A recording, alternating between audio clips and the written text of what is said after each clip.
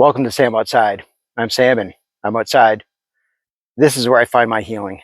Yeah, I'm out in nature. I'm out in nature because it reduces cortisol. That's our primary stress hormone. And if you have stress in your life, we all do, it can really start to impact certain basic functions. It'll affect your sleep. It'll affect your metabolism. It'll affect how certain processes go on in the rest of your body. It just doesn't allow certain essential chemicals, certain natural reactions to take place. It's being blocked. So if I can find ways to reduce stress, do some breath work, immerse myself in nature. Nature is all of it. More specifically, though, it's being surrounded by coniferous trees. That's where the real science is found in forest therapy, in nature connection, in Shinrin-yoku. It's the access to the essential oils on the coniferous trees, otherwise known as phytoncides. The phytoncides, they're volatile chemical byproduct of photosynthesis on trace amounts of water vapor that are being expelled.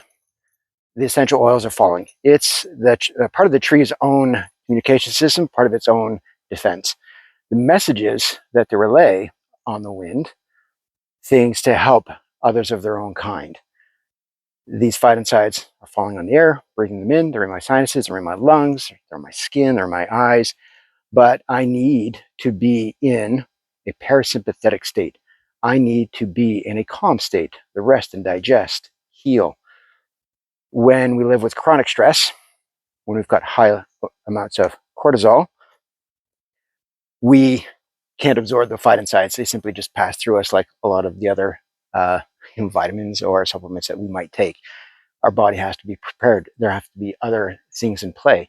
So having access to daylight, having access to fresh air also helps. Birdsong really helps. Access to water really helps. All these things are very calming, very soothing. And the feeling of air moving around us, they all help. And if I can be mindful, doing some breath work, focusing on some sensory activities, a couple moments just focusing on listening, on seeing contrasts. And as I navigate the natural world, natural part of walking in nature has lateral eye movement. Lateral eye movement also helps regulate as the eyeball, traveling from left to right, engages both hemispheres of our brain, the logical and the emotional, and that brings balance. And so it does help with certain aspects of those who suffer from anxiety and depression, trauma, ADHD. All of these things, compulsive behavior, can be regulated with more time walking through nature. It's a different form of stimulus, and it regulates. And that time in nature reducing cortisol after 20 minutes or so naturally starts to have other effects. It will lower your blood pressure. It will regulate your heart rhythms. It will improve your sleep, your focus, and your cooperation, your concentration. It will improve your memory. Spending 20 minutes a couple times a week is part of a nature prescription.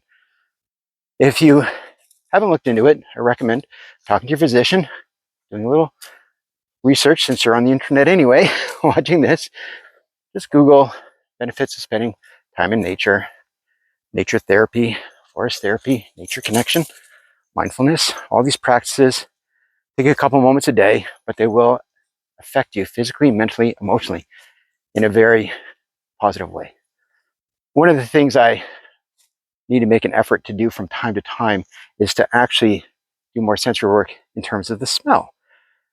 And at this time of year, yes, there are many different things that have the smell, but the smell is often locked into the oils or the juices of the plants.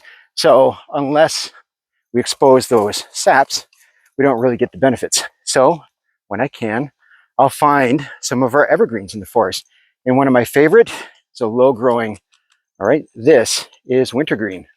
And yeah, the wintergreen that we flavor gum and toothpaste with, right now it doesn't smell like anything. But if I can crack the leaf, just roll it in my thumbs, I expose the oils, I expose the smell, and that too leads to a very common effect.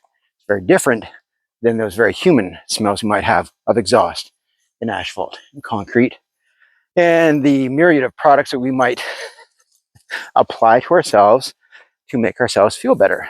So just doing this wintergreen, very natural, very soothing, and it does have some beneficial chemical properties as well. And for me, hemlock, right? It's got very short leaves, or needles as yours, but they're a type of leaf. And they grow flat out from the side. They'll have a silvery tone to their underbelly, but otherwise, fresh shoots. You can see the fresh ones from last year. The fresh ones are a little more brightly green. They haven't hardened off yet. But again, to smell it, there's not really anything there. In fact, all I can really smell is the wintergreen traces still on my fingers. But if I crush it and roll it in my fingers, I expose the sap, expose the oils. And that has a very evergreen smell. Reminds me of Christmas when we bring in a live tree to decorate our homes. So that is just one more way of introducing a very natural, soothing smell. And of course, the pine. This is an eastern white pine, and I know it's a white pine because the needles come out in clusters of 5. And there are many other kinds of pines in our forest, but the white pine, clusters of 5 needles, W-H-I-T-E. 5 letters in the word white, 5 letters to remind me that the 5 clusters belong to the white pine again. If I just roll it, still have that smell of wintergreen and then the smell of the eastern hemlock, but now very contrast with that distinct pine smell, right? There are some properties that are very healing, antiseptic, if you will. Think of the word pine sol, all right? But the mother tree, the great healer in the forest is the cedar. Now, the cedar is sort of the odd child in the coniferous world. It's a very ancient tree species. Classify the frond on the end here. It's neither a leaf nor a needle. It's in fact referred to as a scale, something that might be more closely related to things like ancient ferns, right? Things like that. So it's a different kind of thing altogether, right? It is a tree, but very ancient species. This has a very distinct smell, nothing else like it. And the cedar itself, rot resistant. Not too many things eat the live wood. Right? That's why we use it on our decks and on our fences, because it lasts as long as it's dry and not exposed to too much rot in the ground. But very, very good smell. So when I walk through the forest and I need to add some aromatherapy to my nature therapy, I'll find small fronds and have that scent with me. And it lingers and it helps.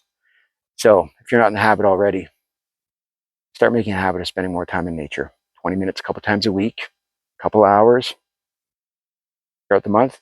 And if you can spend 3 days in nature at some point throughout the year, that fulfills your nature prescription. So please go outside, breathe, smell, listen, feel, notice, be grateful that we have access to some amazing other living things.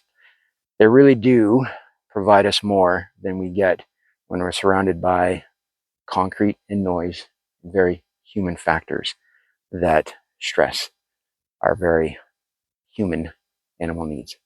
So please find your calm, go outside. Thanks for watching. I'll talk to you again soon.